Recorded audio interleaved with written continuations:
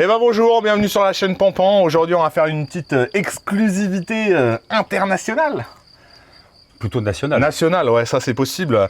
J'ai la chance de recevoir mon ami, j'en ai parlé plusieurs fois sur la chaîne, qui vient de faire un petit achat. Il s'agit d'un FN 509, donc FN Herstal, la fabrique nationale de Herstal.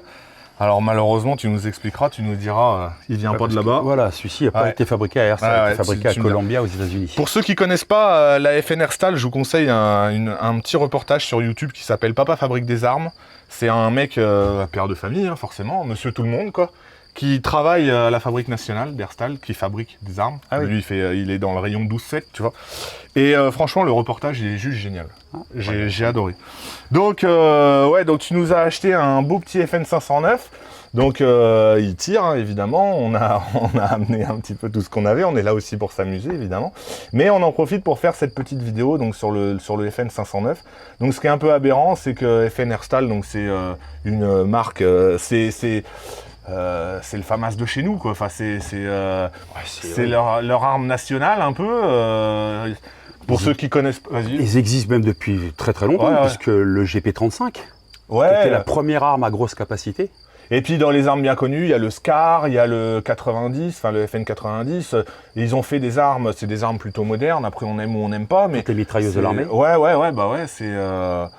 Et donc, ce que tu me disais, c'est que il vient de FN US, quoi. En fait, FN Herstal ne fabrique pas d'armes pour le marché européen, le marché français, et ils ne font que pour le marché militaire et forces de l'ordre.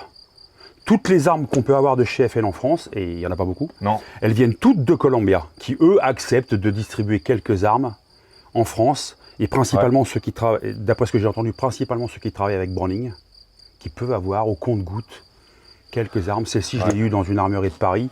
Et en plus, une seule. Ouais, mais ce qui est ouf, c'est qu'il y en avait une seule, mais entre le moment où tu l'as repéré, qu'ils t'ont mis dans les mains, que tu l'as regardé, et le moment où tu l'as acheté, le temps des autorisations, machin, il s'est passé au moins 2 mois. Elle n'était pas vendue. Elle n'était pas vendue. Alors que c'est une arme clairement qui sort du commun, donc il est très Glock. Hein, vous voyez, on a plein à la table des Glock. Mais des Glock, à force, on en voit. Nous, ça fait 20 ans qu'on en voit. Ils tirent depuis bien plus longtemps que moi. C'est une arme qui sort du commun. Et j'ai du mal à comprendre que ça se vend en fait, pas... l'armurerie m'a expliqué que, comme c'est une arme qui est peu distribuée en France, il n'y a donc pas un service après-vente qui peut être des pièces aussi commun que pour Glock. Et il m'a expliqué qu'en fait, sortie de boîte, c'est probablement supérieur à un Glock. Par contre, il ne faut pas espérer la customiser avec autant de pièces qu'un Glock. Moi, j'ai eu la chance de réussir à avoir un kit détente aux États-Unis pour la soutenir un petit peu. Parlons-en. Qui m'a coûté pas si cher que ça. Parce que la douane et le port t'ont coûté plus cher que le kit ressort. 19 $ de frais de ressort, 20 $ de frais de port et 13 € de douane. Ça fait cher, je m'en sors à 48 €, ça revient pas beaucoup plus cher qu'un kit ZEV pour un Glock, et ça m'a quand même assoupli le départ qui était quand même très militaire, qui devait être aux alentours de 3 kg. Alors, ils disent 4,5 livres à 7,5 livres.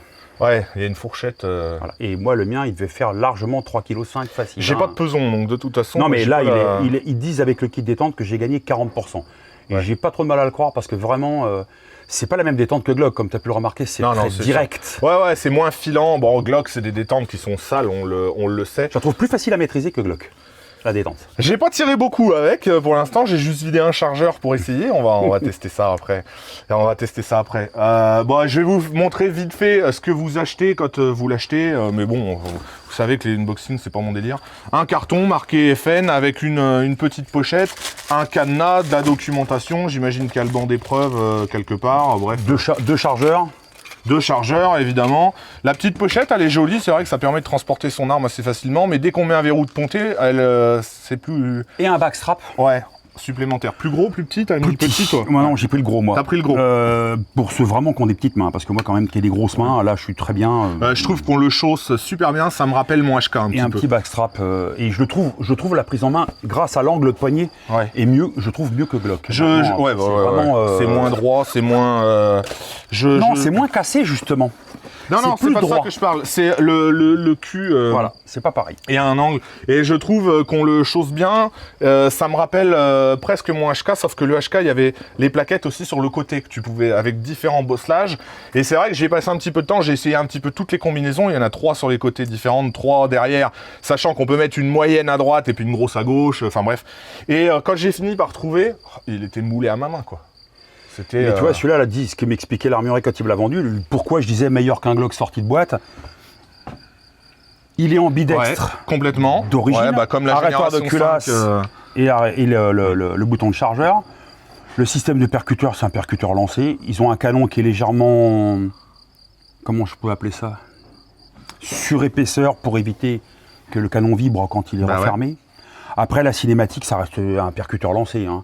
Bien sûr. Organe de visée d'origine acier phosphorescent. Ce qui n'est pas le cas sur les Glock, c'est en plastique, sauf le Glock 19X. Mais c'est vrai que, par exemple, moi j'ai mon Glock 19 génération 5, bon j'ai viré la hausse, mais le guidon est en plastique, la hausse était en plastique. D'ailleurs, pour la petite histoire, ce flingue-là, il a été conçu par la FN au moment du programme MHS. Le programme MHS, c'était le Modular Handgun System. Donc, au moment du changement du Beretta M9 de l'armée américaine, ils cherchaient une nouvelle arme. Ils ont présenté le P320, qui a été adopté, le M17. Le Glock 19. Le Glock 19X. Mais celui-là et le HS Product. Non, le HS Product, c'était en France. Ah oui, pardon, je confonds, c'était pour la France. Par contre, la petite particularité qu'avait le Glock 19X... Il avait une sécurité. Et qu'avait le FN, ils avaient mis une sûreté manuelle qui est présente sur le M17.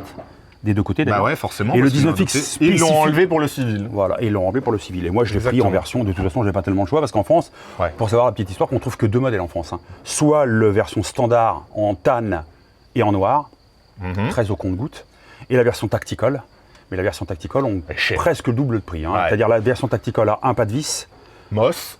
Elle est MOS. Un optique crédit. Et 2 chargeurs qui, normalement, sont de 24 coups, qui sont qu'à 19 en France. Et on passe à 1 600 € pratiquement. Ouais, 1590 en arrière de celui-là, je l'ai payé 885 €.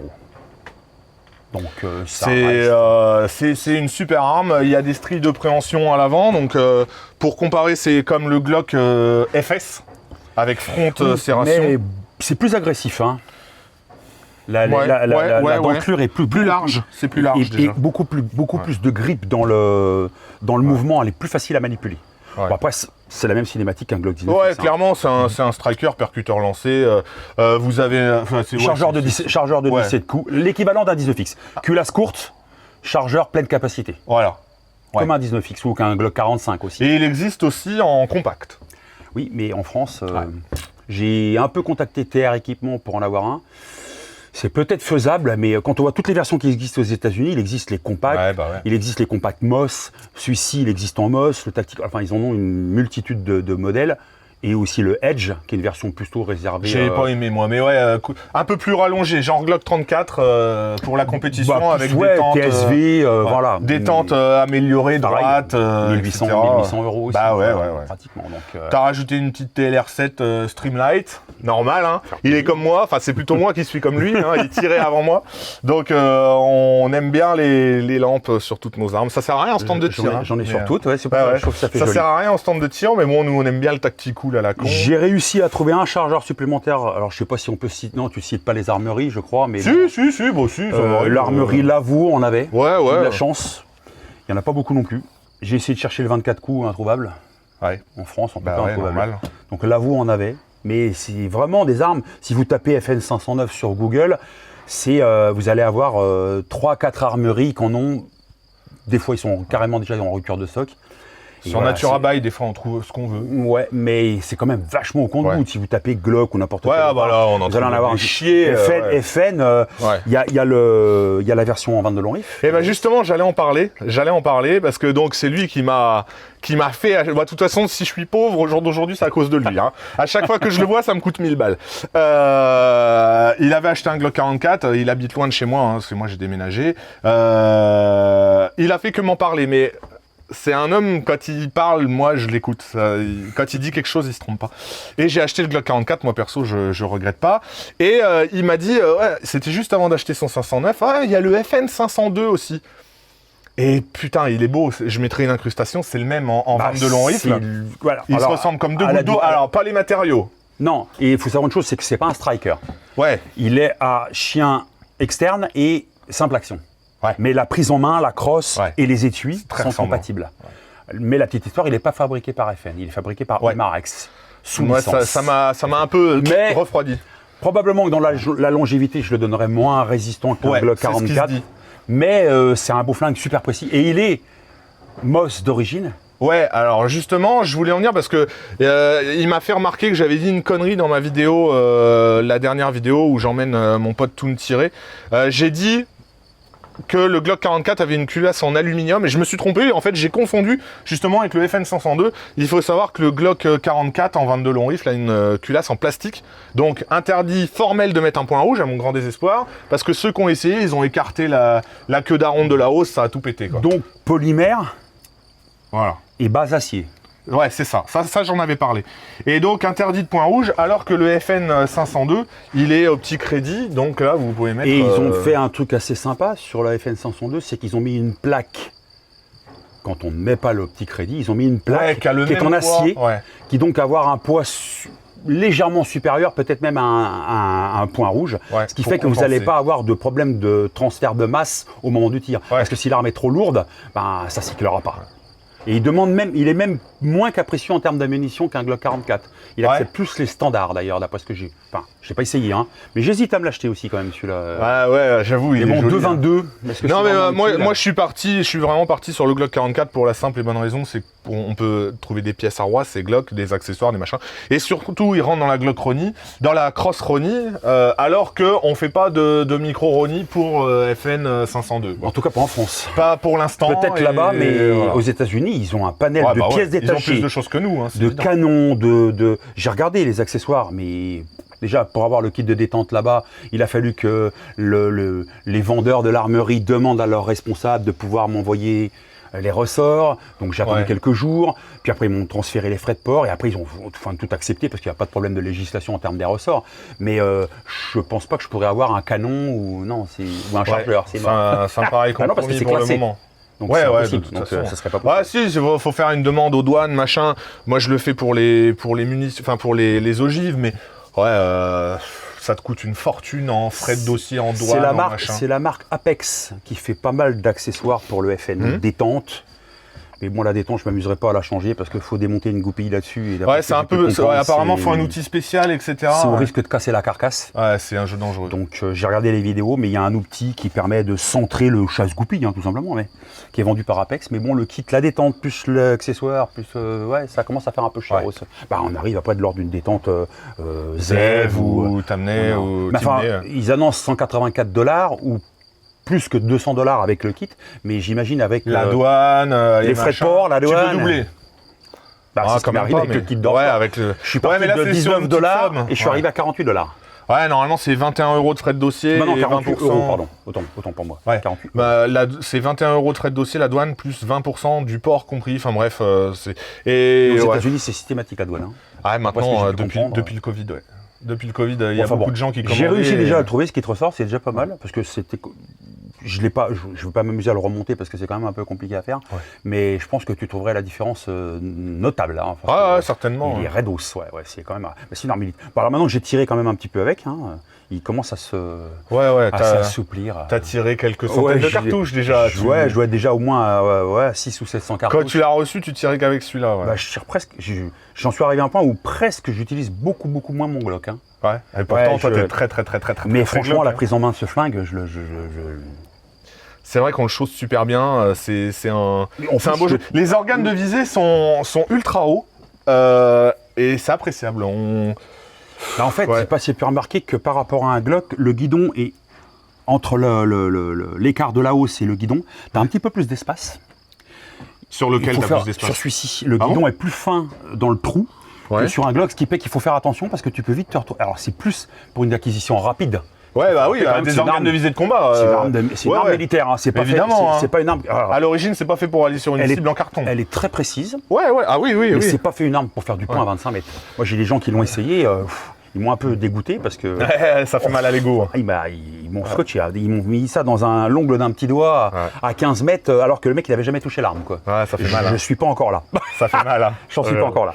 Franchement, ça m'a un peu dégoûté. Mais ouais, non, mais c'est vrai qu'il est précis parce que depuis tout à l'heure, on filme pas de l'autre côté, mais on a mis un gong à 60 mètres. Un gong qui est la moitié d'un torse humain, du mien en tout cas. On n'a pas tous les mêmes torses humains. Et franchement, on touche beaucoup. C'est vrai que ça marche bien. Alors effectivement, il a un poil plus de recul qu'un Glock 19X parce que la masse de la culasse est un tout petit peu plus lourde. Ouais. Pour un exemple, le 19X, je crois, fait 680 grammes et celui-ci fait 740 grammes. Ouais. Donc la masse de la culasse est légèrement plus haute. Il tape un tout petit peu plus, mais bon, après, voilà, ça dépend qui s'y tire avec moi. Personnellement, ça me dérange pas trop. Hein. Je suis capable d'aligner le reset. Le reset est net. Je sais pas si t'as vu, t'as pas fait encore. Ouais, non, j'ai pas trop eu le temps de regarder. Mais le reset est déjà c'est assez franc. Et le reset est quand même très net. Ouais. Et après, tu sais quand ça va partir. Ouais. T'as vu, t'as un petit mur et tac, tu sais que t'es au bout. C'est vrai que le reset, il est bien... Et tu peux plus facilement contrôler le tir. Je trouve qu'une détente de Glock est un peu spongieuse. Ah bah oui. Moi, j'ai modifié toutes les détentes de mes Glock. Hein, parce que pas moi. Je suis l'arc. Je trouve aucune. Ça... moi, j'en ai modifié aucune, mais tout à l'heure, tu as essayé mon Glock pour la première fois et tu m'as dit qu'elle était quand même pas si mal. Bon, je l'ai juste un peu poli. Je l'ai juste un peu poli à la Dremel. Mais celle de ton 44, elle est... Ah bah, elle est dégueulasse, mais j'ai tiré elle est horrible. 350 cartouches avec. Il est même pas encore totalement Oui, mais moi, j'ai mis un kit Alpha Précision. Ouais, je sais bien. À 28 €. J'y viendrai, je pense. Tout le monde demande... Zev, ok, ça marche très bien. J'ai un ami qui a mis un kit Zev sur son truc, ça marche super bien. Mais je trouve que Alpha Précision pour 28 €. Alors, les kits Alpha Précision ne sont pas encore faits pour le Glock Gen 5. C'est-à-dire que quand vous mettez un kit Alpha Précision sur un Glock, vous allez avoir le ressort percuteur. Ouais, il y a une partie qu'on peut pas mettre. Ressort sécurité de percuteur, connecteur. Ouais. Par contre, le ressort de détente, c'est un ressort de Gen 4. C'est-à-dire que vous ne pouvez pas mettre le ressort. Il faut acheter un kit Zev si on veut un kit complet avec le... Il est une dizaine d'euros plus cher, il me semble, mais ça reste encore... 40 €, ça reste vraiment raisonnable. Voilà. Et moi, juste avec un petit polissage de barre des détentes, je dois être à 1,6 kg. C'est bon, ça fait rêver. 2,5 kg. Non, toutes mes détentes de Glock, enfin j'ai que 2 Glock, sont d'origine. J'ai pas tendance. C'est aussi parce que la détente est dégueulasse que le Glock est si fiable. Je pars de ce principe-là, mais c'est vrai que pour 30 balles ou même 40 balles chez Zev, c'est vrai que. Moi, j'avoue que le Glock, aussi bien mon Glock 17, quand j'ai été lâché à l'armurerie, je suis reparti avec le kit monté. J'ai même pas. Je l'ai essayé 2 fois dans le magasin. Je suis oh là là. Pourtant, il est très Glock, il les a tous eus. Là, on a un Glock en 45... Non, là, c'est le Glock 17, donc en 9 para. Le Glock 44 en 22. Et dans la micro-Oni, on en a un en 45. Donc, c'est lequel Glock combien Glock 21. Glock 21 en 45. Ouais, il y en a tellement des Glocks que j'arrive pas à y mémoriser. Ouais, mais j'avoue que... Ah oui, ouais. Moi, je connais que les 9 para, moi. Les numéros, ils ont... et maintenant, ils en sont arrivés à un point où tu te demandes... Et c'est pour ça que j'ai voulu changer. Avoir autre chose qu'un Glock. Et j'avoue, j'aurais bien en avoir d'autres, mais à trouver, c'est la croix et la bannière, vraiment. Je te vois bien acheter un 502 quand même à l'avenir. Là, il a 2 détentions qui lui brûlent les doigts. Je voudrais bien un compact, mais... Bah ouais, c'est vrai qu'il n'est pas donné quand même. À terre, en plus, ils ont que la version tacticale, donc il doit être aux alentours de 1500 balles. Et que là, pour l'instant, j'ai pas les moyens de... ça, c'est un autre débat. Les conseillers sont rarement les payeurs, c'est sûr. Après, je te connais, ça serait pas la première fois que tu mets des fortunes dans tes armes. Tu viendras. Ouais, mais je pense que là, je mettrais pas 1500 € dans une arme de poing. Ça commence à faire beaucoup, comme je trouve. Après, si, un truc comme ça, d'accord, parce que c'est un peu spécifique. Il parle de ça. C'est un peu... Mais bon, putain, dans un compact que tu vas pas... Faut pas oublier quand même qu'une version compacte, à la base, j'ai été regarder les Glock 43, les H11, tout ça. C'est des super petits flingues, mais c'est des flingues qui sont faits pour être portés. Ah bah oui. À l'origine, c'était pour ça, évidemment. C'est très très bien pour aller faire les courses, mais on n'a pas le droit. En France... Donc voilà. En France, j'ai tiré au Glock 43, ni plus loin que le week-end dernier. C'est rigolo, mais je vois pas tellement l'intérêt sur un stand. Parce que c'est tout fin, ça claque dans les pattes. C'est pas fait pour ça. Il vaudrait mieux utiliser de la 115 grains dedans. Ouais. Parce que la 124 et au-dessus, ça cogne. Ça cogne un peu dans les pattes quand même. Et je trouve ça pas très agréable au bout d'un moment, hein. Ça fait mal aux mains. Enfin, ça fait mal aux mains, moi ça va. C'est des beaux petits jouets, j'ai tiré plusieurs fois au Glock 26.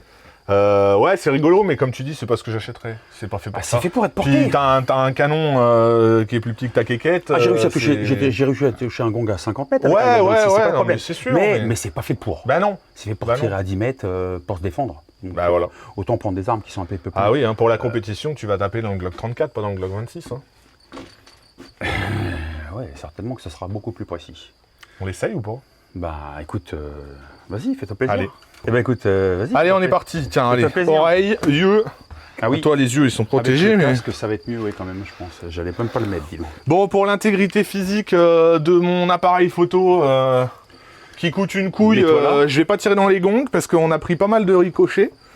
Donc je vais tirer sur une cible. Sur la cible, dis donc. Hein? Le scotch s'est arraché sur la cible. Ouais, il y a un petit peu de vent. Ouais, bon, c'est. Toi, t'en as mis combien là-dedans? 16? Je sais plus, bah. C'est lourd, mon Dieu. Ah oui, c'est. Je les remplis pas autant, d'habitude. J'étais avec la chargette et c'est venu tout seul. Ouais, la chargette là, c'est pas mal. Pour ceux qui connaissent pas. La Up-Lure, mais tous les tireurs. C'est parce que tu vis dans la campagne que t'as pas trouvé ça. Exactement. Ça, pour moi, c'est devenu indispensable. Je vis dans la campagne, mais je n'échangerai pas mon stand de tir contre le tien, mon gars. Je te le dis tout de suite. Moi, je connais bien la région où tu habites. Hein. Je suis bien dans ma campagne, tu vois. Allez, vas-y, essaye mon FN. Amuse-toi un peu avec.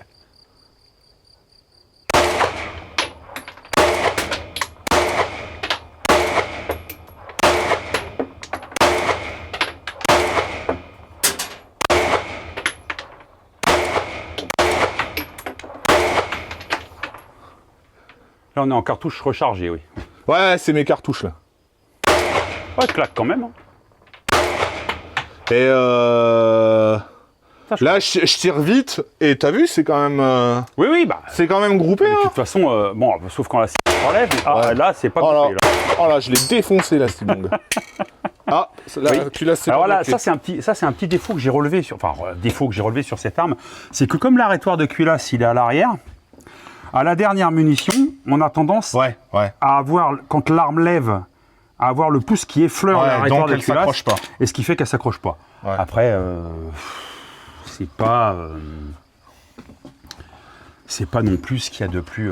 Non, clairement, puis ça peut arriver. Et puis là, c'est des. Je vais l'essayer quand même mon flingue. Ouais, mais justement, je t'en remplis un charge. Ah bah t'avais tout prévu. Là, c'est des munitions que j'ai rechargées. Je les ai un petit peu fait light. Suite à ta demande, donc il y a peut-être de ça aussi. Ça, je sais pas, j'ai pas la sensation que ça change grand-chose du manufacturier. Oh, un peu quand même. Hein. Attends, le prochain chargeur, je te mets une sur deux, tu vas voir.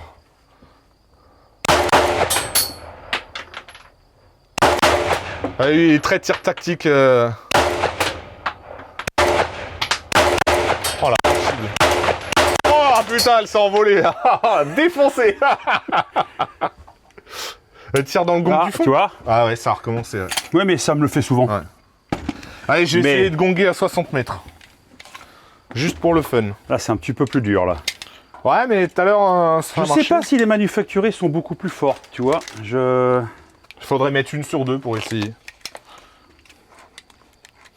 Allez, j'en mets 5.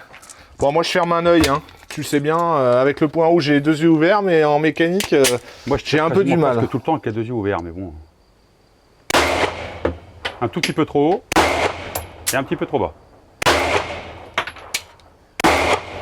Ouais, là, je le touche. Là. Putain. Ah, c'est dommage quand même. Hein. Lève le pouce. Ouais, je vais essayer, je vais en mettre qu'une. Tiens, attends, prends celle-là, là. La différence. Ouais, attends, j'essaye de voir. Là, juste si ça se bloque. Là, tu vois, je prends l'arme comme un collier. Non, mais lève, fais simplement ça avec le pouce. Ouais. Voilà. Et là, elle bloque. Ah ouais. Ouais. C'est simplement que le pouce a tendance à faire ça à la dernière cartouche. C'est tout, hein. Je comprends. C'est quoi ça? C'est des manufacturés pour voir? Bah attends, tu sais quoi? Je vais mettre une seule rechargée par-dessus pour voir. Mais je sais pas si la Fiocchi, là c'est de la Fiocchi, je sais pas si elle tape beaucoup plus fort. Putain, j'ai les mains grasses avec les 22 là.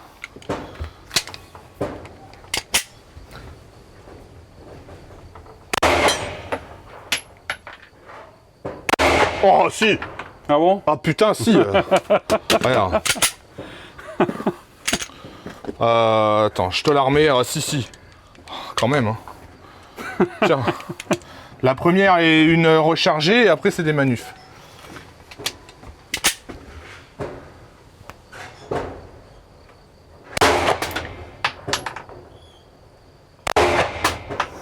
Oh, si. Ouais.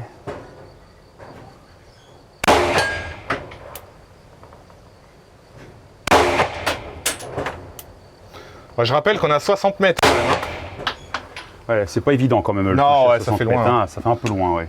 Ah bah c'est une belle arme. Hein. T'en es content, hein. J'adore. On en parle souvent. On s'appelle très régulièrement. Vraiment. Et à chaque fois, ouais, on en parle et t'es content, quoi. Elle marque un petit peu. Elle est un petit peu marquée, mais de toute façon, ce sera jamais plus. Ce sera jamais plus. Il n'y a rien dedans, mais c'est voilà depuis. Et c'est marqué tout de suite dans les premiers tirs. Bah ouais, c'est tout le et temps comme ça. En fait, le canon frotte légèrement au verrouillage. Ouais.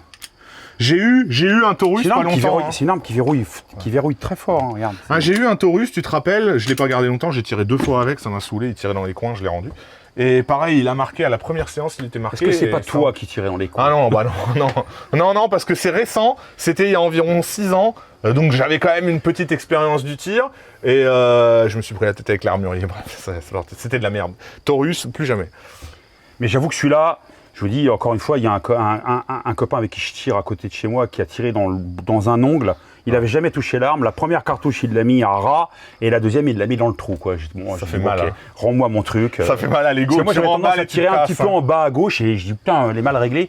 Il a pris l'arme, je dis bon, bah, il me dit non les gars, c'est pas vous, c'est pas l'arme, c'est vous. Ça fait mal à l'ego, quoi, c'est comme voilà, ça. Donc, bon, on arrive quand même à toucher. Bon, la cible, là, je l'ai un peu découpée en morceaux. Là, ouais, la cible, elle s'est envolée, c'est un vaste merdier, là. Il va falloir qu'on aille refixer les gongs, tout ça, là, c'est un peu... dangereux. C'est vrai qu'ils ont mal. Ils ont mal, et ce qui fait qu'on on a pris un ricochet tout à l'heure, c'est dangereux. C'est au 45. J'ai pris une chemise dans la tronche, ouais, c'est pas ouf. Dans la joue, c'est pas très agréable, ouais. Bon, après...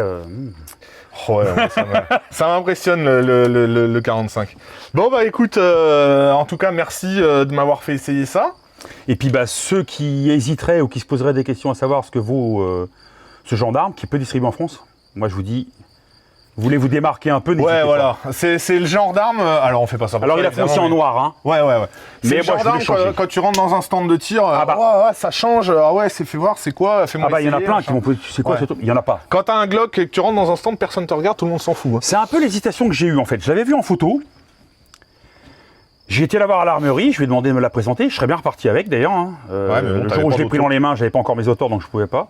Mais je l'avais pas essayé, donc tu te dis putain, si je prends une arme et qu'elle me plaît pas. Oh bah il y a peu de raisons. Hein. Bon, FN, encore une fois, quand ça sort des usines, je pense même qu'ils ont peut-être même un cahier de charge qui est peut-être même supérieur à Glock, c'est possible en termes de test. Je sais pas. Bah, cette arme-là, quand elle a été testée pour le programme MHS, ils ont testé près d'1 million de cartouches. Ouais, je sais qu'ils y sont allés très fort. Donc ils en ont mis plein. Et j'ai regardé des vidéos avant de l'acheter, j'avoue franchement que j'en ai regardé quand même un paquet. Bah ouais, mais il y a tout, que des vidéos aux États-Unis. Ouais.